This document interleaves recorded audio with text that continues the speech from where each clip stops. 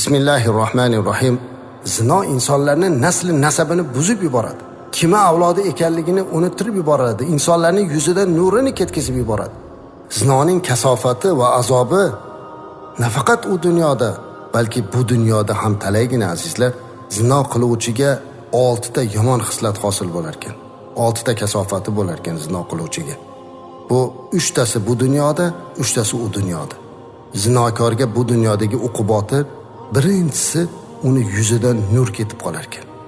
Bir qarang, zinoni bemalol qilib yurgan odamlarni yuzidan nur ketib qoladi. Ikkinchisi uni rizqi kamayadi. Uchinchisi umrining barakasi bo'lmaydi. Hayotida baraka bo'lmaydi. Chunki u harom ichida yashayapti. Endi u dunyoda esa 3 ta yana uqubat bor. Eng birinchisi u dunyodagisi Allohning g'azabiga uchraydi. Ikkinchisi uning hisob kitobi qattiq bo'ladi. Uchinchisi qattiq azobga giriftor bo'ladi. Ana azizlar, zinokorga bo'ladigan narsa.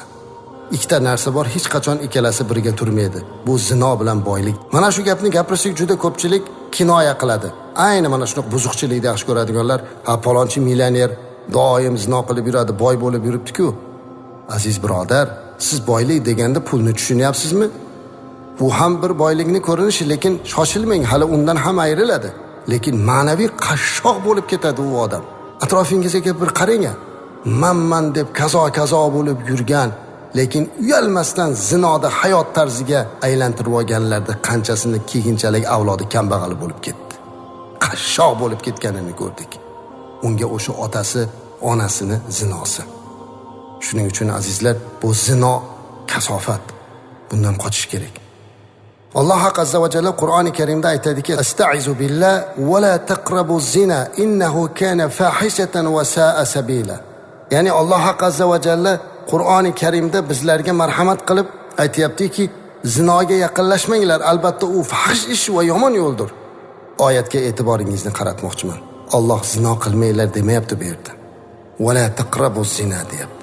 Zinoga yaqinlashmang. Zino qilish u yoqda tursin.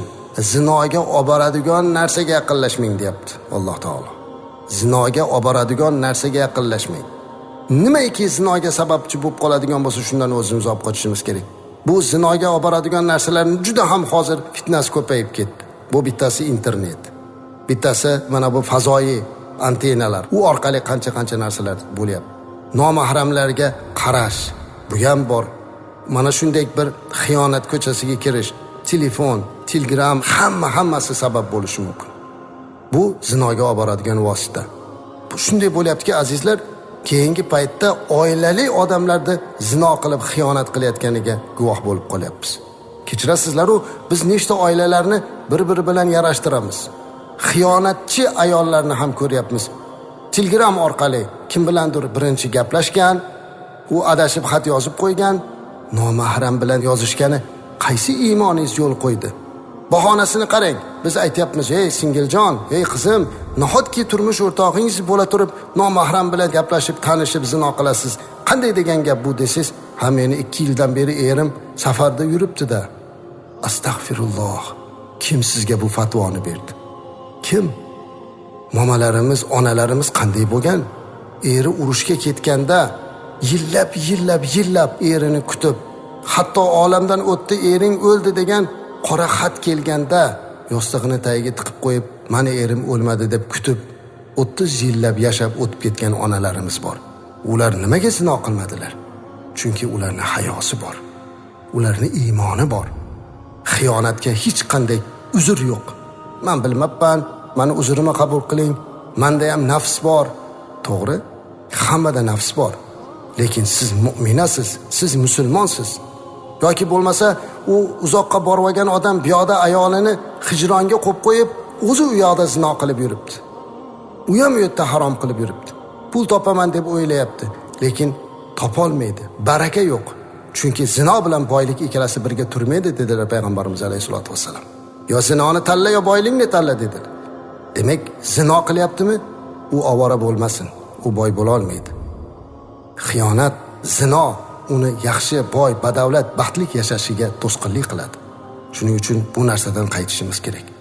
va zinoga olib boradigan yo'llardan eng birinchi saqlanishimiz kerak. Bu yana bir karra yoshlarimizga qarata aytamizki, sizni hayolingizni chalg'itadigan, zinoga olib boradigan narsani ko'rdingizmi, ko'zingizni olib qoching. Aslida nomahramga birgina qarab qo'yishlikdan ham qaytargan bizni dinimiz azizlar.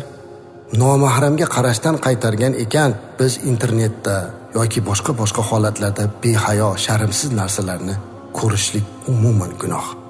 Bolalarimizga bir qarab qo'yishimiz kerak. Nima qilyapti ular? Allohdan qo'rqsin. Alloh ko'rib turganligini, buning uchun azob borligini, iymoni o'rtada turganini o'ylab qo'yishlari kerak. Zino bu jamiyatni tubanlikka olib keladi. Zino jamiyatga tuzalmas kasallarni, balolarni olib keladi dedik. Shunday ekan, bu narsadan hammamiz saqlanmoqligimiz kerak. Azizlar, zinodan qochaylik, halol turmushga o'taylik, taqvodor bo'laylik.